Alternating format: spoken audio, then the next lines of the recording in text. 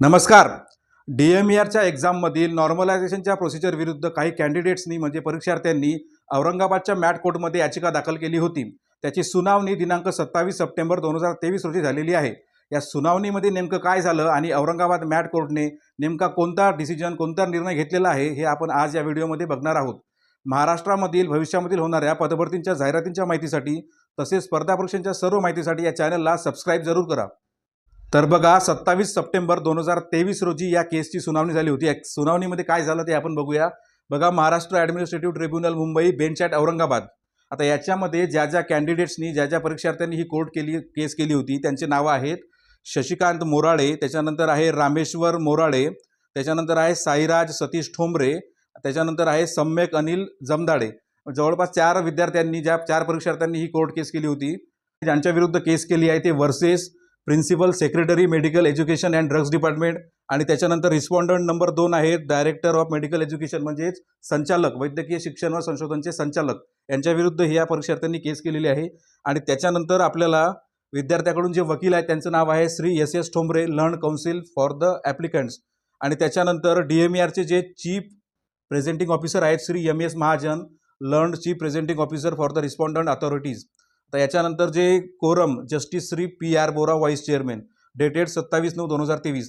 आता ही oral order जवळपास 27 पेजेसची आहे. याच्यामधले कोणते महत्त्वाचे मुद्दे आहेत आणि कोर्टाने कोणते निर्णय घेतले हे तुम्हाला मी सांगण्याचा प्रयत्न करेन. तर हा व्हिडिओ तुम्ही शेवटपर्यंत नक्की बघा. जर तुम्ही शेवटपर्यंत व्हिडिओ बघितला तर तुम्हाला याच्यामध्ये कोर्टाने कोणता निर्णय घेतला हे नक्की समजेल. आता या ओरल ऑर्डरमध्ये कोर्टाने सुरुवातीला काही फॅक्ट सांगितले आहे, ज्याच्यामध्ये the medical education and research department had published advertisement number 4/2023 on 10 मे 2023, म्हणजे 10 मे 2023 डी-एम-ई-आरने त्यांची ॲडव्हर्टाइजमेंट पब्लिश केली होती. आणि त्याच्यानंतर ऑनलाईन एक्झाम्स घेतल्या होत्या. ज्या एक्झाम 20 जून 2023 झाल्या होत्या. आणि त्याच्यानंतर ॲन्सर की पण प्रोव्हाइड करण्यात आली होती. आणि त्याच्यानंतर respondent number 2 declared the result of the said online competitive test on 25 August 2023, म्हणजे 25 ऑगस्ट 2023 डी-एम-ई-आरने त्यांचा रिझल्ट अपलोड केला होता. त्याच्यानंतर it is the contention of the applicants that in the advertisement published in pursuance of which they have applied for the post online, it was not disclosed that the normalization method will be adopted. म्हणजे normalisation procedure डी-एम-ई-आरने adopt केली आहे असा कुठलाही त्यांनी उल्लेख त्यांच्या जाहिरातीमध्ये केलेला नव्हता, असं परीक्षार्थ्यांचं म्हणणं आहे. याच्यामध्ये डी-एम-ई-आरने जाहिरातीमध्ये नॉर्मलायझेशन मेथड अडॉप्ट केली आहे हे कुठेही सांगितलं नव्हतं. त्याच्यामुळे जेव्हा रिझल्ट लागला नॉर्मलायझेशन नंतर काही विद्यार्थ्यांना ज्यांचे कमी मार्क होते त्यांचे एकदम वाढले, आणि ज्यांचे वाढलेले होते, जे स्टुडंट मेरिटमध्ये आले होते आणि त्यांची लागण्याची शक्यता होती नोकरीला, त्यांचे मार्क्स एकदमच कमी झाले. त्याच्यामुळे त्या परीक्षार्थ्यांनी ही कोर्ट केस केलेली आहे असं त्यांनी याच्यामध्ये सांगितलेलं आहे.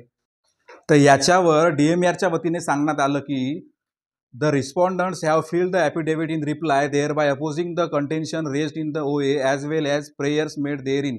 It is contended that in the government resolution dated 4 May 2022 issued by the General Administrative Department, it has been clarified that if online examination is required to be taken in more than one shift session, it would be mandatory to adopt the normalization method. म्हणजेच त्यांनी जे resolution केलं आहे 2022ला त्याच्यामध्ये सरळ सांगितलेलं आहे की जर एखादी एक्झाम एका शिफ्टपेक्षा जास्त शिफ्टमध्ये घेण्यात येत असेल तर त्याच्याकरिता नॉर्मलायझेशन ही प्रोसिजर अडॉप्ट केली जाईल. तसेच डी-एम-ई-आरकडून सांगण्यात आले की the respondents have further contended that on website of respondent number 2 on 6/6/2023 much before the date of the examination it was disclosed that the normalization method would be adopted.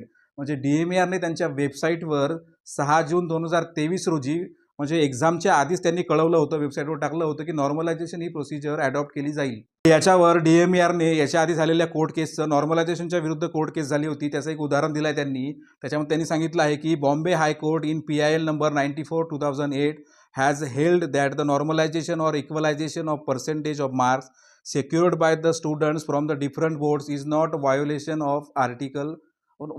of Article 14 of the Constitution of India.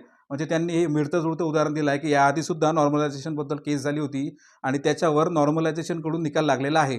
He order 27 पेजेसची आहे. याच्यावरती डी-एम-ई-आरने कोणते मुद्दे मांडले आणि परीक्षार्थ्यांच्या वकिलांनी कोणते मुद्दे मांडले आणि कोर्टाने कोणता निकाल दिला हे तुम्हाला मी थोडक्यात सांगतो. तर बघा, सुरुवातीला परीक्षार्थ्यांच्या वकिलांनी सांगितलं की डी-एम-ई-आरने जेव्हा त्यांची जाहिरात प्रसिद्ध केली होती इन्फॉर्मेशन ब्राउचरमध्ये सुद्धा नॉर्मलायझेशनची प्रोसिजर अडॉप्ट केली जाईल याचा कुठेही उल्लेख केलेला नव्हता. त्यामध्ये डी-एम-ई-आरने त्यांची जाहिरात अपलोड केल्यानंतर, जाहिरात प्रसिद्ध केल्यानंतर इन्फॉर्मेशन ब्राउचरमध्ये त्यांनी सांगितलं होतं की विद्यार्थ्यांचं सिलेक्शन म्हणजे त्यांची मेरिट लिस्ट विद्यार्थ्यांनी ऑनलाईन एक्झाम घेतलेल्या मार्क्सच्या बेसिसवर बनवण्यात येईल आणि त्याच्यामध्ये नॉर्मलायझेशनचा कुठलाही उल्लेख आढळला नव्हता.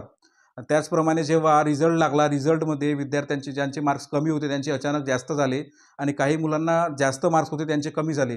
अशा प्रकारची अराजकता झालेली आहे. त्याच्यामुळे नॉर्मलायझेशनची प्रोसिजर रद्द करावी आणि ती बाजूला ठेवावी आणि विद्यार्थ्यांची जी यादी आहे ती पूर्वीच्या मार्क्सनुसार लावावी, अशी मागणी परीक्षार्थ्यांच्या वकिलांनी केली होती. त्यामध्ये परीक्षार्थ्यांच्या वकिलांनी यापूर्वीचे ज्या कोर्टाचे निकाल लागले आहेत रिक्रुटमेंट प्रोसिजरच्या विरुद्ध त्याचं उदाहरण दिलेलं आहे. त्याच्यामध्ये त्यांनी म्हटलेलं आहे की judgment of the honourable apex court in the case of K Manjushree versus the state of Andhra Pradesh याच्यामध्ये सांगितलेलं आहे submitted the once the mode of written examination and the allied norms are declared the entire recruitment process has to be in accordance with the said method and no change can be introduce therein the midst of the recruitment procedure. याचा अर्थ एखाद्या return एक्झामिनेशनचे norms आणि तुम्ही declare केले असतील तर याच्यामध्ये परीक्षेच्या मध्ये किंवा नंतर त्याच्यामध्ये कुठलाही प्रकारचा बदलाव करण्यात येऊ नये. त्यावर DMARचे चीफ प्रेझेंटिंग ऑफिसर यांनी म्हटलं की it is stated that all information notification and or changes will be made available on the website www.mededu.in. Candidates are requested to check regarding update information from time to time. याचा अर्थ त्यांनी सांगितलं आहे की याच्यामध्ये जर काही चेंजेस झाले, काही सर्क्युलर आले गव्हर्नमेंटचे, काही नोटिफिकेशन आलं तर त्याच्यासाठी तुम्ही DMARची वेबसाईट वेळोवेळी चेक करत राहा. याच्यावरती DMARच्या चीफ प्रेझेंटिंग ऑफिसर यांनी महाराष्ट्र शासनाचे 4 मे 2022 रोजीचे गव्हर्नमेंट रिझोल्यूशन दाखवले, ज्याच्यामध्ये गव्हर्नमेंट ऑफ महाराष्ट्राने सरळ सरळ निर्देश दिलेले होते की ज्या एक्झामिनेशनमध्ये एकपेक्षा जास्त शिफ्टमध्ये एक्झाम घेण्यात येतील त्याकरिता नॉर्मलायझेशन ही प्रोसिजर नेसेसरी आहे. DMARच्या CPOने सांगितले की ही एक्झामिनेशन आउटसोर्सिंगने टाटा कन्सल्टंसी सर्व्हिसेस या कंपनीला देण्यात आली होती आणि याच्यामध्ये खूप मोठ्या प्रमाणात कॅन्डिडेट्सनी अप्लाय केलं होतं. त्यामुळे जी नर्सेसची एक्झाम आहे ती 6 पेक्षा जास्त शिफ्टमध्ये घेण्यात आली होती. त्याच्यामुळे नॉर्मलायझेशन ही प्रोसिजर अडॉप्ट करावी लागली. त्याचप्रमाणे learned CPO further submitted that as per their own contentions raised in the OA 3 out of 4 applicants have secured more marks in the normalisation. म्हणजे ज्या 4 विद्यार्थ्यांनी कोर्ट केस केलेली आहे त्यांच्यापैकी 4 पैकी 3 जणांचे मार्क्स नॉर्मलायझेशन प्रोसिजरमुळे वाढलेले आहेत असं त्यांनी CPOनी सांगितलं. तसेच DMARच्या अधिकाऱ्यांनी सांगितले की नॉर्मलायझेशन ही नियमित प्रक्रिया आहे आणि ही महाराष्ट्र शासनाच्या भविष्यामध्ये होणाऱ्या बऱ्याच पदभरतींना लागू आहे. तसेच DMARने त्यांच्या वेबसाईटवर एक्झामच्या बऱ्याच दिवसाआधी एक नोटिफिकेशन पब्लिश केलं होतं, ज्याच्यामध्ये त्यांनी नॉर्मलायझेशनच्या प्रक्रियेबद्दल सांगितलं होतं. तसेच DMARच्या अधिकाऱ्यांनी यापूर्वी नॉर्मलायझेशनच्या प्रोसिजरच्या बाजूने लागलेल्या कोर्टाच्या निकालाचे उदाहरण दिले. त्यावर परीक्षार्थ्यांच्या वकिलांनी कोणते चॅलेंज केले ते आपण बघूया. याच्यामध्ये त्यांनी and has been argued by the learned counsel appearing for the applicants the challenge is raised on the following grounds that it is unjust, arbitrary and illegal since it makes variations and alteration in marks secured by the candidates in competitive online test.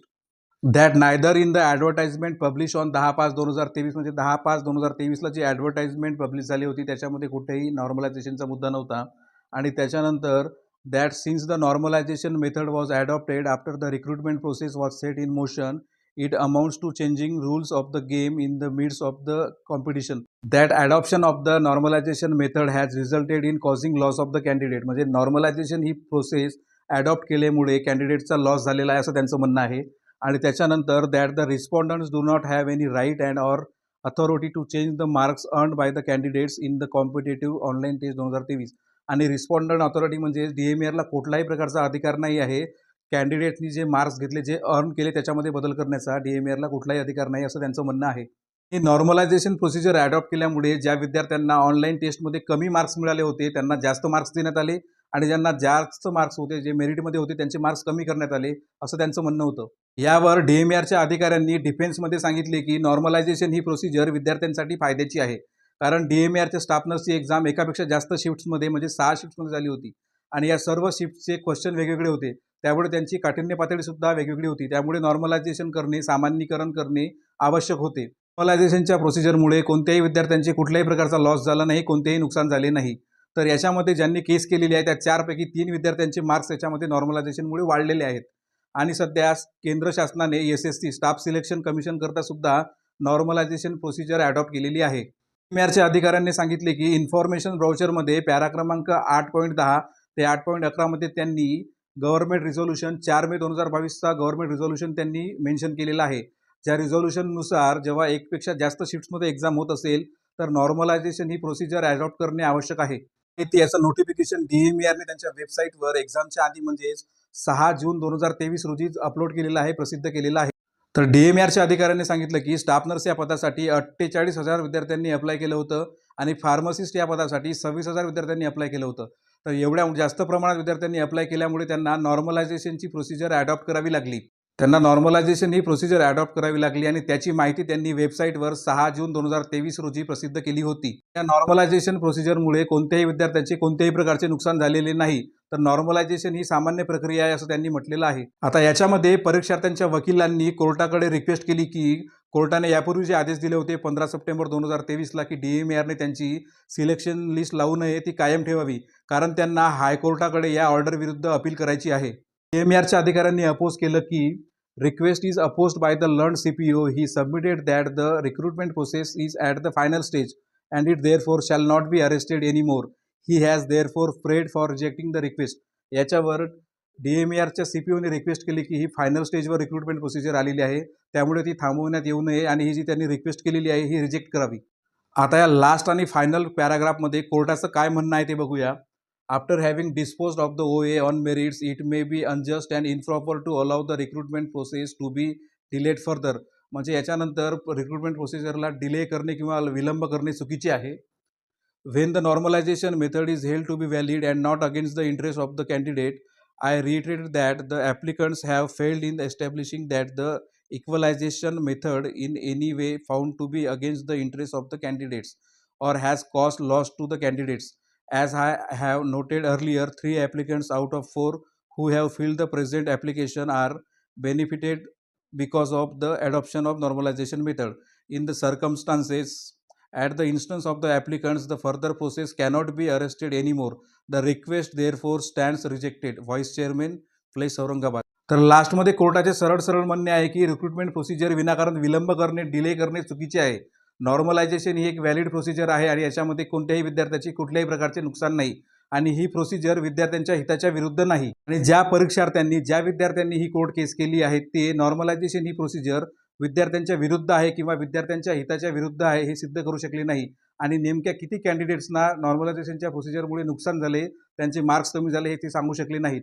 याआधी सांगितल्याप्रमाणे ज्या विद्यार्थ्यांनी ज्या परीक्षार्थ्यांनी court केस केली आहे त्या 4 पैकी 3 विद्यार्थ्यांचे मार्क्स नॉर्मलायझेशनची प्रोसिजर अडॉप्ट केल्यामुळे वाढलेले आहेत. पुढे लास्टमध्ये in the circumstances at the instance of the applicants the further process cannot be arrested anymore. The request therefore stands rejected. म्हणजे ही जी प्रोसिजर आहे ही अरेस्ट करता येणार नाही, म्हणजे याच्यावर बंदी घालता येणार नाही, याला रद्द करता येणार नाही किंवा विलंब करता येणार नाही, डिले करता येणार नाही. आणि त्यामुळे या परीक्षार्थ्यांनी जी केस केली होती त्यांची जी रिक्वेस्ट आहे ती रिजेक्ट करण्यात येत आहे असे कोर्टाने म्हटलेले आहे. तर अशा प्रकारे आपल्याला या निकालावरून असं म्हणता येईल की DMERने ही कोर्ट केस जिंकलेली आहे. त्यामुळे जी रिक्रुटमेंट प्रोसिजर थांबलेली होती ती आता लवकरच चालू होईल आणि याच्यानंतर तुमचं डॉक्युमेंट व्हेरिफिकेशन होईल आणि त्यानंतर सिलेक्शन लिस्ट तयार होऊन तुमच्या बऱ्याच जणांना अपॉइंटमेंट ऑर्डर देण्यात येतील. अशा प्रकारे 27 सप्टेंबर 2023 रोजी मॅट कोर्ट औरंगाबादने दिलेल्या निर्णयाबद्दल आपण या व्हिडिओमध्ये माहिती घेतली. तर महाराष्ट्रामधील भविष्यामधील होणाऱ्या पदभरतींच्या जाहिरातींच्या माहितीसाठी तसेच स्पर्धा परीक्षांच्या सर्व माहितीसाठी या चॅनलला लाईक आणि सबस्क्राईब जरूर करा. धन्यवाद.